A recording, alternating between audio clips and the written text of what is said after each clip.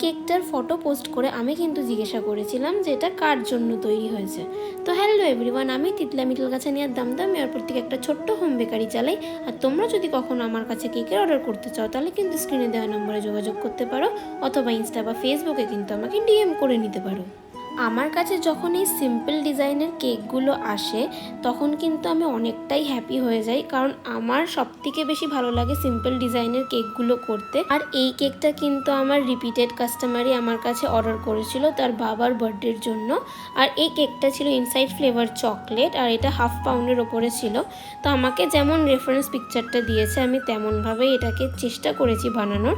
আর যে মুশটা একটা আছে সেটা কিন্তু ফন্ডেন্টের ছিল। তো আমি কিন্তু আমার কাস্টমারকে তারপর সাজেস্ট করলাম যে দিদি তুমি এই মোস্ট একটা কিন্তু ফন্ডেন্ট ছাড়া তুমি ফটো পেপারেও নিতে পারো, সেটা দেখতেও কিন্তু মোটামুটি খারাপ লাগে না, ভালোই লাগে।